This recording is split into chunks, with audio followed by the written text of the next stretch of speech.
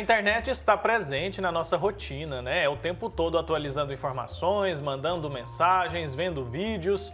Quem não se adapta aos recursos digitais acaba ficando para trás em diversos aspectos da vida. Para os mais jovens, é quase que automático viver em meio a tanta tecnologia, mas os idosos muitas vezes têm dificuldade em lidar com tantas informações ao mesmo tempo. Mas essa dificuldade não impede que muitos deles se dediquem a aprender as funções oferecidas pela internet, é a digitalidade. A gente vai conversar sobre esse assunto com o David Vilalva. Ele tem formação na área de marketing e é empreendedor digital. David, bom dia, seja muito bem-vindo ao nosso programa. A gente tá sem o seu áudio, David. Pode ver se está ativado, por favor? Legal. Olá, agora sim. Agora sim.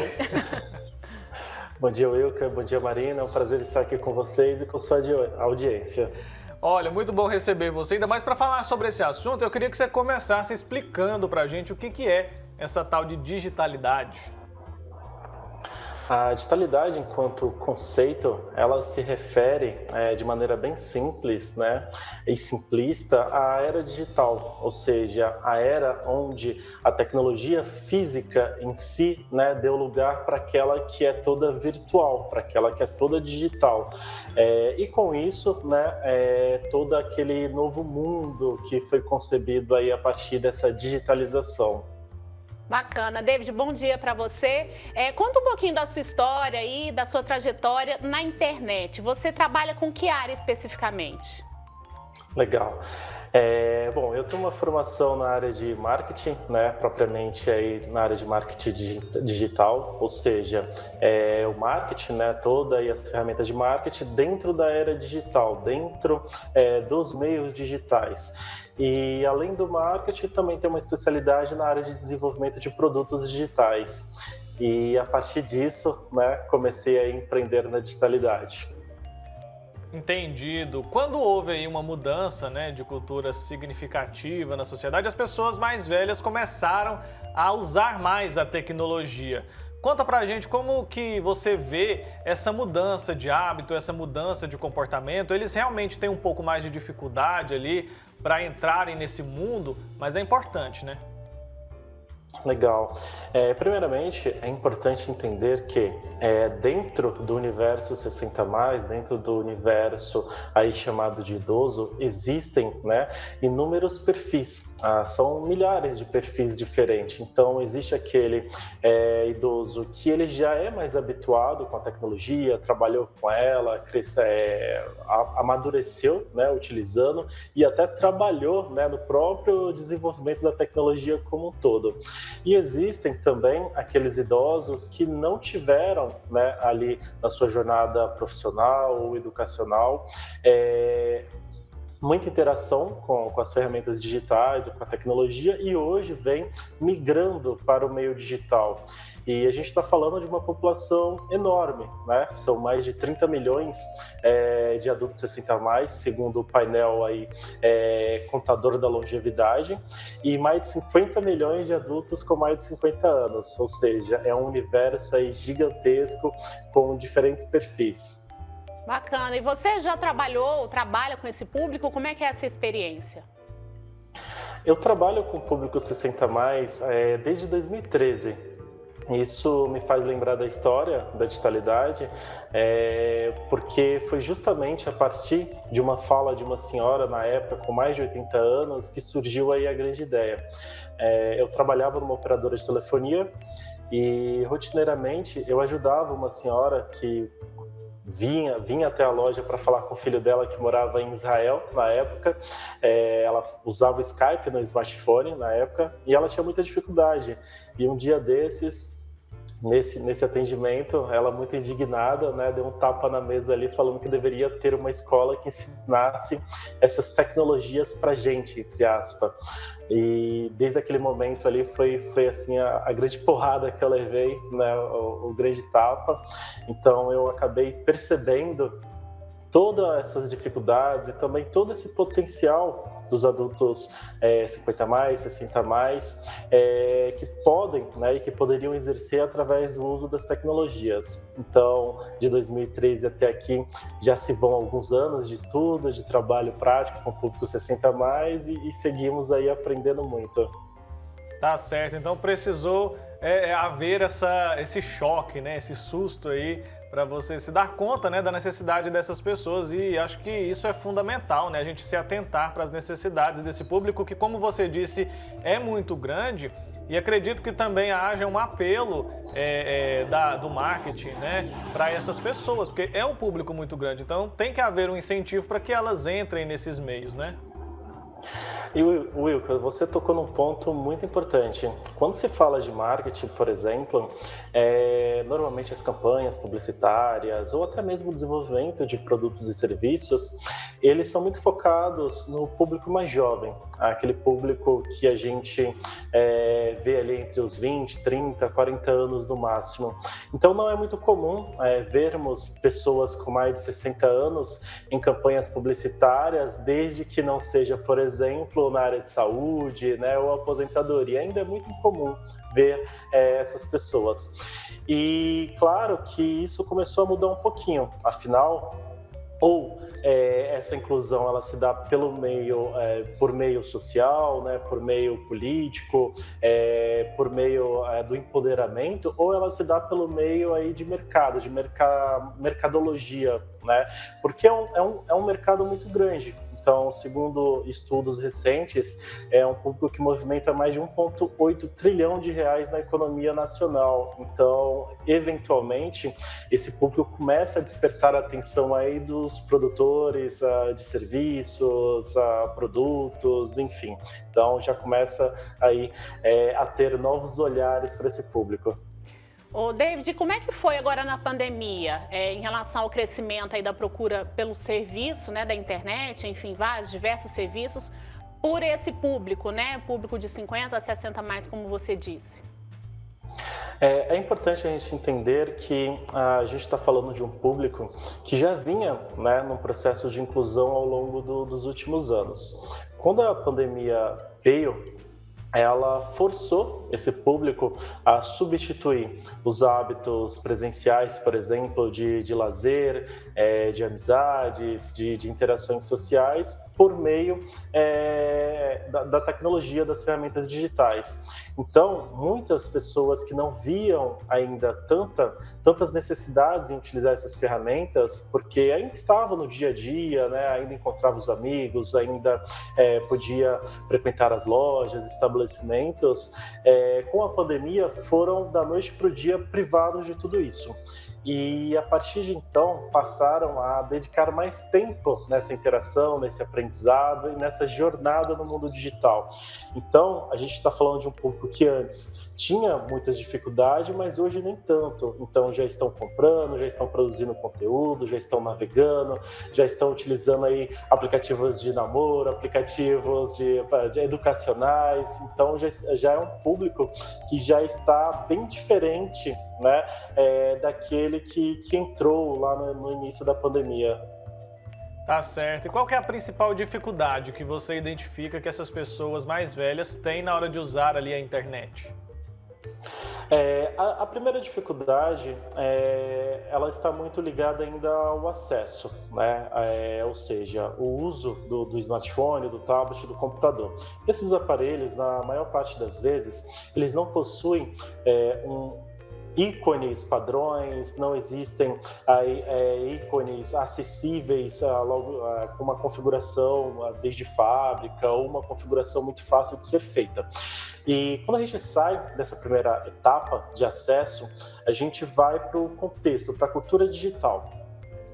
Bom, o mundo digital, ele é repleto de pessoas, de comportamento, e ele também acaba aí criando, né, sozinho as pessoas, seus participantes, aquelas comunidades, elas criam essas comunidades, elas criam linguagens próprias, hábitos próprios, elas criam aí um padrão, né, de comunicação muito diferente daquele do presencial e do físico. E muitas das vezes essa comunicação ela se dá pelo meio da ironia, das piadas, das fakes, e isso acaba atrapalhando um pouco da compreensão desse mundo por parte daqueles que não têm ainda tanta intimidade com essa era, com esses meios e com esses espaços digitais. Então, a primeira dificuldade é o acesso e a segunda dificuldade está muito ligada aí à cultura digital.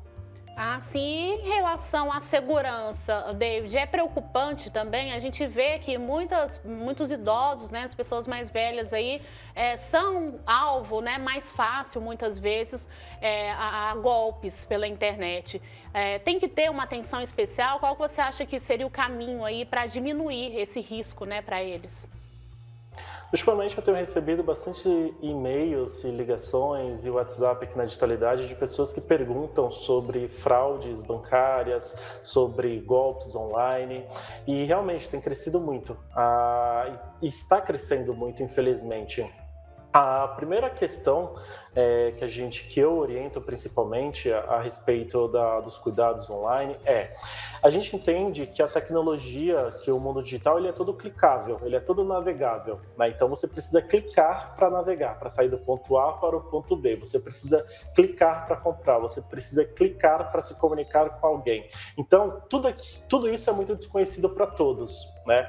Então o primeiro ponto é você entender aonde você está, em qual espaço de um site você está, em qual espaço de e-mail você está, né? Qual é essa mensagem que você está recebendo e se essa mensagem ela partiu primeiramente de você, ou seja, você entrou em contato com o banco A. Se esse banco retorna um e-mail para você, você sabe que você entrou em contato com ele, né?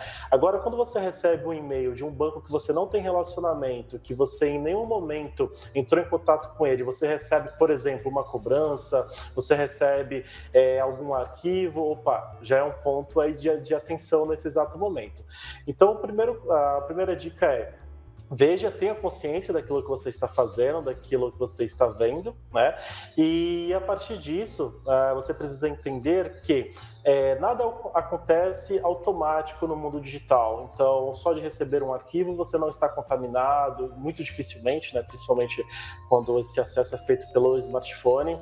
Só de receber você não está contaminado. A maior parte das vezes você precisa realizar uma ação, né, para você se expor a um risco. E essa ação muitas das vezes, o preenchimento de um cadastro, o download de um arquivo, o envio de alguma informação bancária, por exemplo. Então é sempre importante você prestar muita atenção e quando houver dúvidas, né, perguntar para alguma outra pessoa próxima.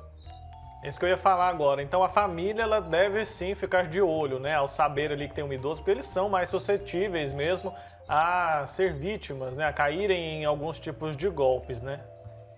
Claro, filhos, mães, pais, avós, maridos, esposas, todos possuem uma compreensão e uma visão, né, bem própria dessas ferramentas e desses meios. Então, quando o idoso, principalmente, tem uma dúvida, é importante sempre perguntar para uma das pessoas mais próximas, para outra pessoa, né, e daí por diante. Porque, às vezes, o filho não sabe, não tem a experiência para identificar um risco, mas pode ser que a nora tenha, ou que o genro tenha, ou que o marido tenha aquela experiência, ou que a esposa tenha. Então, é sempre importante você verificar com outras pessoas, né?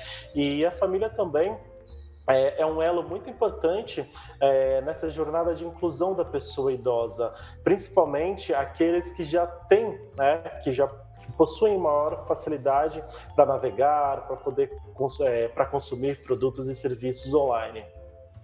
E você vê que, em muitos casos, falta um pouquinho de paciência por parte de filhos, de netos, para ensinar ali, para dar dicas para essas pessoas, para facilitar a vida delas. Isso tem que ter, a pessoa tem que ter mais paciência. Qual que é a dica aí para os filhos, para os netos, enfim, para as pessoas que podem ajudar nesse público? Bom, não adianta a pessoa que vai ensinar, ela saber, né, do que se trata, ela conhecer aquela ferramenta, conhecer aquele equipamento, mas sem que ela leve em conta o contexto daquela pessoa que ela está ensinando. Então, uma pessoa que já tem 70 anos, que tem 80 anos, ela tem uma visão de mundo bem diferente da atual, e ela tem uma cultura ainda mais analógica. Então, é importante fazer analogias.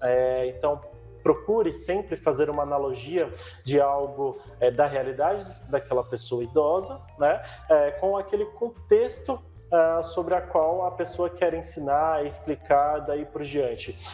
A partir desse exercício de contextualizar e de mostrar as semelhanças, torna-se, então, mais fácil ensinar e incluir essa pessoa no uso dessas ferramentas. Tá explicado, então. Só para a gente finalizar, quais são os serviços que os idosos mais utilizam atualmente aí na internet? Você mencionou até que alguns deles já se arriscam ali nos aplicativos de namoro. Conta pra gente quais são os que eles mais utilizam, os serviços que eles mais utilizam. Imagino que não seja o serviço bancário, né? Por incrível que pareça, o serviço bancário teve um aumento bem expressivo aí já de consumo, né, digital, de consumo online, pelo público 60+. Então, as pessoas estão passando a ter mais confiança em fazer as suas transferências, pagamentos e todas as operações financeiras. Mas fora esse de bancário, os serviços de informação, de assinaturas de jornais, assinaturas de vídeo, também são bastante utilizados. Serviços de namoro, de aplicativos, né, que ajudam aí as pessoas a se encontrarem, se relacionar, também houve uma demanda gigantesca, muito grande mesmo. Aplicativos do dia a dia, WhatsApp, YouTube, Facebook também são os mais utilizados. Compras online também. Então, existe aí um dado da Associação Comercial de São Paulo, por exemplo, que mostrou, né, que o número de compras por pessoas mais velhas, acima de 60 anos, subiu mais de 20% durante a pandemia. Então, as coisas vêm mudando aí numa velocidade bem incrível e bem interessante. Legal demais. David, a gente quer te agradecer muito, viu, pela conversa, pelos esclarecimentos e dicas. Valeu demais, até uma próxima oportunidade. Foi um prazer estar aqui com vocês e até a próxima.